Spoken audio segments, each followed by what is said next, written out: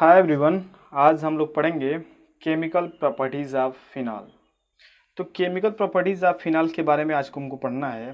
ठीक इसके प्रीवियस वाले वीडियो में हम लोगों ने क्या प्रिपरेशन ऑफ फिनॉल पढ़ लिया था कि क्या होता है फिनॉल और उसका जितने भी प्रिपरेशन के मेथड होते हैं वो चीज़ हमने पूरा अच्छे से कवर कर लिया है। पूरी जितनी भी आपकी क्लासेस चल रही हैं पूरा किस बुक से पढ़ाया जा रहा है, एनसीईआरटी से ही पढ़ाया जा रहा है। ठीक है, तो आज हम लोग पढ़ेंगे क्या केमिकल प्रॉपर्टीज ऑफ फिनॉल, यानी कि प्रिपरेशन हम लोगों ने पढ़ लिया है। आज हम लोग पढ़ेंगे क्या इसका केमिकल प्रॉपर्टीज ऑफ फिनॉल। मैं आपको बता दूं कि आप अगर एनसीईआरटी में इसका चैप्टर देखोगे तो अल्कोहल और फिनॉल और ईथर ये तीनों को एकदम एक में मिक्स करके दिया है, एक में एकदम मिक्स करके दिया है। ठीक है, तो हम लोग क्या कर रहे हैं ना, इसको अलग अलग से पढ़ रहे हैं, एक एक करके पढ़ रहे हैं। ठीक, जैसे कि हम लोगों ने पहले पूरा अल्कोहल को फिनिश किया, उसके बाद से फिनॉल का इंट्रोडक्शन एंड प्रिपरेशन देखा। अब इसकी केमिकल प्रॉपर्टीज पढ़ेंगे 2-3 वीडियो में, उसके बाद से तब ईथर चालू होगा। मतलब एक एक सीक्वेंस में क्या कर रहे हैं हम लोग पढ़ रहे हैं, तब थोड़ा अच्छे से समझ में आएगा। लेकिन जब भी आप एनसीईआरटी का बुक खोलोगे तो आपको तीनों चीज़ एकदम मिक्स दिखेंगी। तो आज हम लोग को क्या पढ़ना है, केमिकल प्रॉपर्टीज ऑफ फिनॉल। तो केमिकल प्रॉपर्टीज का मतलब क्या होता है कि यह केमिकली कैसे रिएक्ट करता है, मतलब ये केमिकली ये कैसे रिएक्ट करता है, ये चीज को क्या करना है हमको जानना है। तो सबसे पहले आपको जानना पड़ेगा कि ये फिनॉल का जो कैरेक्टर है वह कैसा है। जब तक आप इसके कैरेक्टर के बारे में नहीं पता लगाओगे तब तक आपको तो पता नहीं चलेगा। मान लो इसका कैरेक्टर एसिड है, मान लीजिए इसका कैरेक्टर एसिडिक है, तब आप अपने हिसाब से इसका रिएक्शन करवाओगे। अगर इसका कैरेक्टर बेसिक है तब अपने जरूरत के हिसाब से आप इसका रिएक्शन करवाओगे। मतलब आपको बेसिक के तौर पे किसी कंपाउंड का यूज पड़ा तब फिनॉल का यूज करोगे। अगर मान लीजिए एसिडिक के तौर पे किसी चीज का उपयोग करना पड़ा, यूज करना पड़ा, तब आप फिनॉल का यूज कर लोगे। तो सबसे पहले हमको जानना पड़ेगा कि इसका कैरेक्टर कैसा होता है, एसिडिक होता है कि बेसिक होता है। ये चीज अगर आपको पता चल गई तब आपको जिस प्रकार से इसको यूज करना रहेगा वैसे आप इसका यूज कर सकते हो। तो आइए हम लोग जानते हैं, पढ़ते हैं पहला phenol chemical properties of phenol में पहला एसिडिक कैरेक्टर ऑफ फिनॉल। यानी हम पहले इसकी एसिडिक कैरेक्टर के बारे में पढ़ेंगे, एसिडिक कैरेक्टर ऑफ फिनॉल। ठीक, तो भाई एसिड किसको कहते हैं? एसिड उसको कहते हैं जो H+ देता हो। मार्च सपोज कर लीजिए कि अगर HCl हमारा एसिड है तो इसका मतलब ये हुआ कि जब ये टूटता है तो H+ देता है और Cl- देता है। ठीक, किसको कहेंगे यह मतलब बढ़िया एसिड जो अच्छा तरीके से हो? भाई जो जिसको H+ डोनेट करने के बाद से जो आपका ये Cl- बचता हो, यह कैसा होना चाहिए? स्टेबल होना चाहिए। कहने का मतलब ये हुआ कि कोई भी एसिड अगर H+ देता है तो जो उसका दूसरा सहयोगी कंपाउंड बचता है, ये दूसरा जो सहयोगी एलिमेंट बचता है, ये जितना ज्यादा स्टेबल होगा उतना ही बढ़िया ये आपका क्या होगा? एसिड होगा। बात समझ आ रही है? मतलब जितना ज्यादा ये स्टेबल होगा उतना ही स्ट्रांग आपका एसिड होगा। कहने का मतलब ये हुआ कि कोई भी एसिड अगर H+ देता है तो उसके सहयोगी जो एलिमेंट हैं अगर वह स्टेबल है तो वह एसिड हमारा क्या होगा? स्ट्रांग एसिड होगा और बढ़िया एसिड होगा। क्या इसको कह सकते हैं? स्टेबल एसिड इसको भी कह सकते हैं। तो कुछ इस प्रकार की कहानी हम देखेंगे। फिनॉल से H+ निकालेंगे, देखेंगे उसका जो सहयोगी एलिमेंट या कंपाउंड है अगर वह स्टेबल है तो हमारा एसिड में ये बिलोंग करेगा, अदरवाइज नहीं करेगा। समझ आ रहा है ना? तो मान लीजिए ये हमारा फिनॉल है और ये फिनॉल से हमने क्या कर दिया? H+ को निकाल दिया। तो H+ को जब हमने निकाला तो यहाँ पे बन गया O, इसके ऊपर आ गया माइनस और H+ यहाँ से हो गया क्या? बाहर। जब ये चीज हमने की तो यह कंपाउंड, अब बताओ ये फिनॉल एसिडिक तभी होगा जब H+ देने के बावजूद यह कंपाउंड क्या होना चाहिए? स्टेबल होना चाहिए। मेरी बात समझ में आ रही है? कहने का मतलब ये हुआ कि H+ तो दे देगा कोई एसिड, लेकिन देने के बाद से जो उसका दूसरा एलिमेंट या कंपाउंड बच रहा है अगर वह स्टेबल है तभी वह इसके कैरेक्टर में जाएगा, एसिड के कैरेक्टर में जाएगा। समझ आ रही है बात? तो पता चला कि यार फिनॉल से जब हमने H+ निकाल दिया तो ये फिनॉक्साइड आयन बना। क्या बना? यह फिनॉक्साइड आयन बना। फिनॉक्साइड इसको आयन बोलते हैं, फिनॉक्साइड आयन।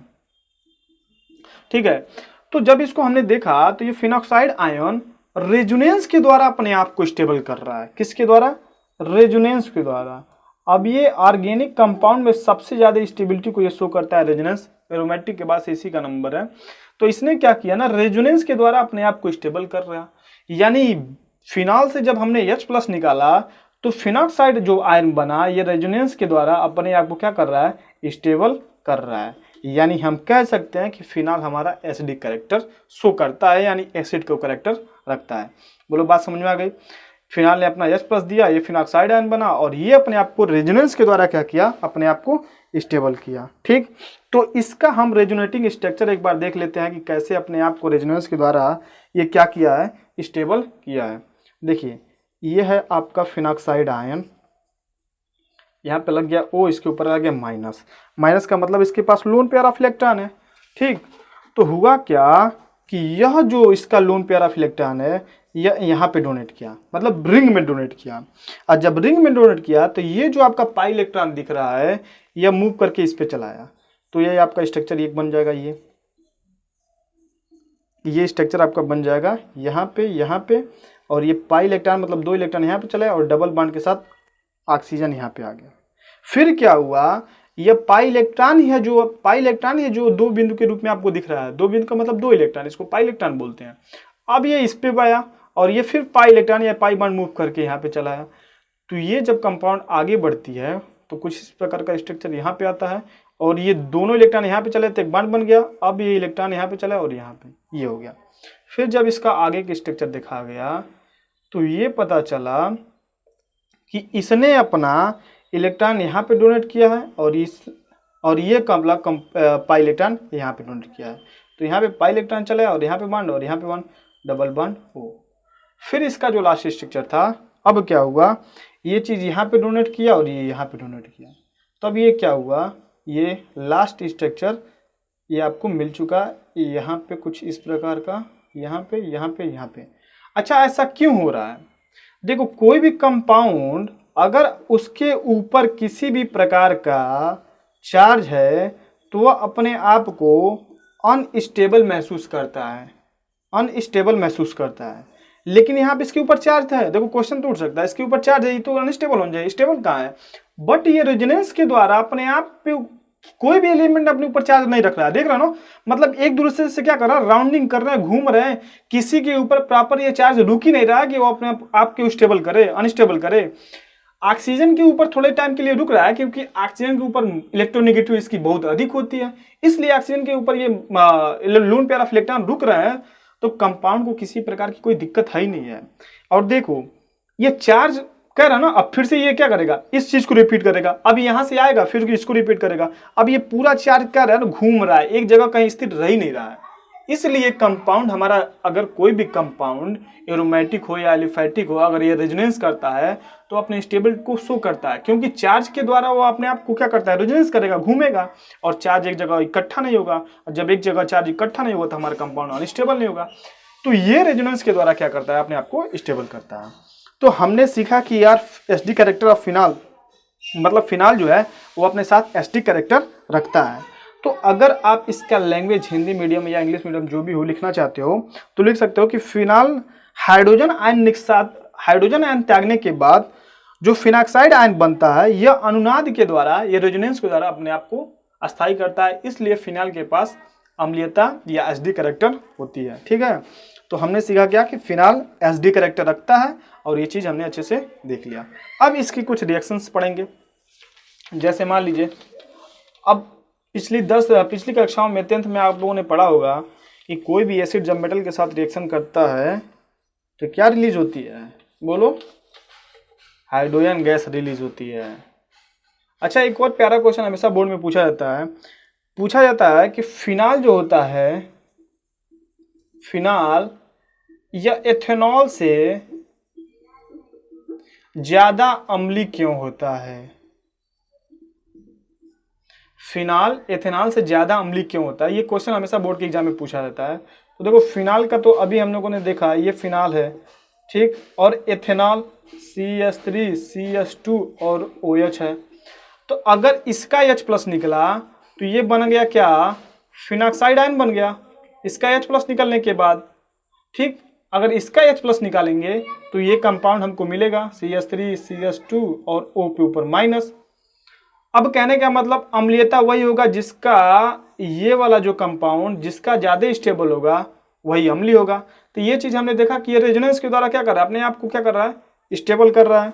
बट एथेनॉल में किसी प्रकार की ऐसी कुछ चीज नहीं हो रही है कि रेजोनेंस करे और अपने को स्टेबल करे। ये चीज आप जानते हो एल्किल समूह है, क्या है, एल्किल ग्रुप। एल्किल ग्रुप का क्या होता है, इंडक्टिव इफेक्ट के कारण ये इलेक्ट्रॉन को डोनेट करते हैं, पुश करते हैं। वैसे ही ऑक्सीजन के पास इलेक्ट्रॉन है, चार्ज है, ये चाहता है कहीं घूमना, लेकिन ये चार्ज कहीं घूम नहीं पा रहा है, और उसके बावजूद भी जो एल्किल ग्रुप यहाँ पे खड़ा हुआ है ये इलेक्ट्रॉन को और इंडक्टिव इफेक्ट के कारण इस पे पुश कर रहा है, तो इसके ऊपर और निगेटिव चार्ज क्या हो जाएगा, इंक्रीज हो जाएगा। इसके कारण यह जो H+ निकलता है और एल्किल ग्रुप इंडक्टिव इफेक्ट के कारण इलेक्ट्रॉन को क्या करता है, इस पे पुश करता है, तो ऑक्सीजन के ऊपर और निगेटिव चार्ज आ जाता है, जिसके कारण ये जो हमारा एथेनॉल होता है वो फिनाल से कम अम्लीय होता है। ठीक है, less acidic character ethanol phenol से रखता है। तो ये चीज हमने देख लिया, थोड़ा सा ये बोर्ड का भी एग्जाम क्वेश्चन था। तो हमने सीखा कि फिनाल एसिडिक कैरेक्टर रखता है। तो अब हम लोग पढ़ेंगे क्या, इसके कुछ रिएक्शन। अब हमको पता चल गया कि फिनाल एसिडिक कैरेक्टर रखता है, तो भाई एसिडिक कैरेक्टर रखता है, तब हम जानते हैं कि एसिड किस किस प्रकार का रिएक्शन को शो करता है, उसी हिसाब से अपना रिएक्शन करवाएंगे। देखो रिएक्शन करवाने का मतलब ये होता है कि जैसे हम लोगों ने फिनाल को तो चेक कर लिया, फिनाल को तो चेक कर लिया कि एसिडिक कैरेक्टर रखता है, अब क्या करेंगे ना, इसके अलग अलग कंपाउंड से चेक करेंगे कि क्या एसिड की प्रॉपर्टी को ये रखता है कि नहीं रखता है। बात समझ आ रही है। फिनाल को तो हमने रेजोनेंस के द्वारा देख लिया, माइक्रोस्कोपी के मान लो रेजोनेंस के द्वारा हमने देख लिया कि भाई फिनाल एसिडिक कैरेक्टर रखता है, पर एक्चुअली में फिनाल एसिडिक कैरेक्टर रखता है कि नहीं रखता है, अब वो रिएक्शन के द्वारा पता चलेगा। अगर वह रिएक्शन को शो करता है तब हमारा एसिडिक होगा। अगर ये बताओ कोई एसिड है और बेस के साथ रिएक्शन ही नहीं करता है तो कहाँ एसिड है भाई, वो चीज तो हमने कह दिया, लेकिन उसको बेस के साथ रिएक्शन करना चाहिए ना। तो अब उसकी जो प्रॉपर्टीज होती है उसको क्या करते हैं हम लोग पढ़ते हैं। तो पहला जो इसका रिएक्शन है, रिएक्शन विथ मेटल। अब मेटल के साथ रिएक्शन करवाएंगे तो देखेंगे क्या होगा। ये चीज अगर आपको जाननी है तो एनसीईआरटी का किताब आप उठाइएगा और पेज संख्या 351 पे आप इसको अच्छे से पढ़ सकते हो कि इसका रिएक्शन विथ मेटल से क्या होता है। अब मान लो भाई ये फिनाल है, पहले ये जान लो कि मेटल जब एसिड के साथ रिएक्शन करता है तो कंपल्सरी हाइड्रोजन गैस क्या होती है, बाहर रिलीज होती है। मेटल जब एसिड के साथ रिएक्शन करता है तो हाइड्रोजन गैस बाहर रिलीज होती है। चलिए ये हमारा हो गया मेटल, सॉरी एसिड फिनाल, और हमने यहाँ पे ले लिया सोडियम। हमने क्या ले लिया, सोडियम।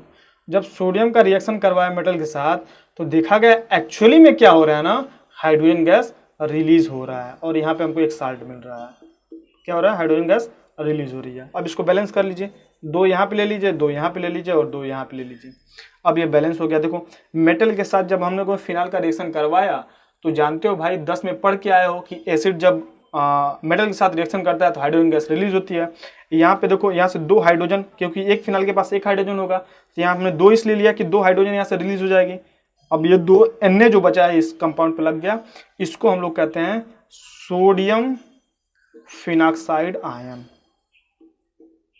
सोडियम फिनॉक्साइड आयन इसको हम लोग बोलते हैं।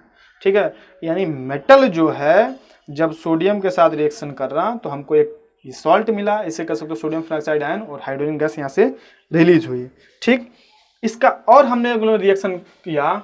अब इसको लिख सकते हो आप कि जब फिनाल सोडियम के साथ अभिक्रिया करता है तो सोडियम फिनॉक्साइड बनता है और हाइड्रोजन गैस बाहर रिलीज होती है। स्टेटमेंट लिखने के बाद इसका रिएक्शन लिख सकते हो, एक अच्छा सा नोट्स बना सकते हो। सेकेंड अब हम लोग रिएक्शन देखेंगे,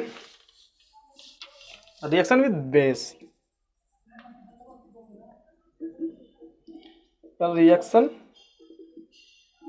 विथ बेस, बेस के साथ रिएक्शन किया है तो क्या साल्ट बनता है कि नहीं बनता है, वाटर रिलीज होता है कि नहीं होता है, तो जी बिल्कुल होता है।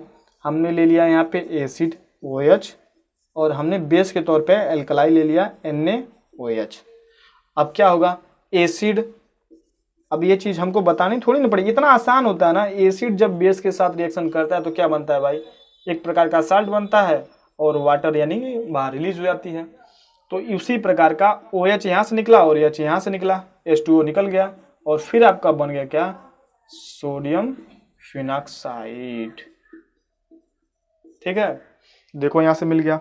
ये सारी चीजें आपको बिल्कुल हूबहू ये एनसीईआरटी की बुक में ऐसा दिया है। अब फिर से इसका लैंग्वेज कि जब फिनाल बेस अब क्षार के साथ अभिक्रिया करता है तो साल्ट एंड वाटर रिलीज होता है या निकलता है हमको। उसके बाद से आप इसको रिएक्शन को देख लीजिए। तो आज हम लोगों ने ये छोटा सा एक वीडियो था, आज हम लोगों ने बस इतना ही सीखा कि केमिकल प्रॉपर्टीज ऑफ फिनाल में फिनाल कैसा प्रॉपर्टीज अपने पास रखता है। तो फिनाल अपने पास एसिडिक कैरेक्टर रखता है। कैसा रखता है, फिनाल जो है वो अपने पास एसिडिक कैरेक्टर रखता है। ठीक, ये चीज़ हमने प्रूव भी किया कि जब इसका हम लोगों ने मेटल के साथ रिएक्शन करवाया तो हमको हाइड्रोजन गैस बाहर रिलीज हो गई। इसी का जब हम लोगों ने बेस के साथ रिएक्शन करवाया तो हमको H2O प्राप्त हो गया। इसका मतलब फिनाल कैसा है, एसिडिक है। बात समझ आ गई। तो ये चीज़ हमने आज लोगों ने देख ली। अब अगले वीडियो में हम लोगों ने केमिकल प्रॉपर्टीज के ही बेसिस पे क्या करेंगे ना, अगले वीडियो में हम बात करेंगे कि क्या यह इलेक्ट्रोफिलिक सब्स्टिट्यूशन देता है फिनाल की नहीं देता है। केमिकल प्रॉपर्टीज में ही है, थोड़ा सा इसके बारे में समझ लीजिए। फिनाल इलेक्ट्रोफिलिक सब्स्टिट्यूशन देता है कि नहीं देता है। अब ये लगा OH और यहाँ पे लग गया कोई इलेक्ट्रोफाइल, देता कि नहीं देता है। तो ध्यान से सुनो भाई, इलेक्ट्रोफाइल सब्स्टिट्यूशन देता है। क्यों, क्योंकि यहाँ पे है lone pair of electron oxygen के पास। अब यह ऑक्सीजन अपना लोन पेयर जब इसमें डोनेट करता है तो आर्थो पैरा और आर्थो पे क्या होता है, इलेक्ट्रॉन की डेंसिटी बढ़ जाती है। अब यह हमारा इलेक्ट्रोफाइल इस पे जाके अटैक कर देगा और यहाँ से हाइड्रोजन को इलेक्ट्रोफाइल के रूप में बाहर निकाल देगा। समझ आ रहा है। तो यहाँ से हाइड्रोजन EH+ क्या होता है, बाहर निकल जाता है और हमारा EH+ इस पे जाके जुड़ जाता है और उसके बाद से हमारा क्या करता है, ये हमारा प्रोडक्ट के रूप में ये कंपाउंड मिल जाता है। बात करेंगे इसका एकदम डिटेल में बात करेंगे। तो फिलहाल के लिए बस आप इतना समझ लो कि यह इलेक्ट्रोफिलिक सब्स्टिट्यूशन देता है क्योंकि फिनाल के पास इलेक्ट्रॉन है और जिसके पास इलेक्ट्रॉन होगा उसके पास हमारा इलेक्ट्रोफाइल जाएगा। इलेक्ट्रोफाइल का मतलब इलेक्ट्रॉन का लवर, जिसके ऊपर प्लस चार्ज होता है। अब ये प्लस चार्ज इसके ऊपर है, इसको चाहिए माइनस, और माइनस किसके पास होता है, इलेक्ट्रॉन के पास। तो इलेक्ट्रॉन जहां जहां रुकेगा वहीं हमारा इलेक्ट्रोफाइल अटैक कर देगा। ये चीज़ हम लोग इसको अच्छे से डिस्कस करेंगे कि कैसे कैसे ये अपने ऊपर वर्क करता है और कैसे रखता है। ठीक, तो ये वीडियो कैसा लगा आप इसको कमेंट सेक्शन में जरूर बताइएगा। मिलते हैं नेक्स्ट वीडियो में, तब तक के लिए टेक केयर, बाय बाय।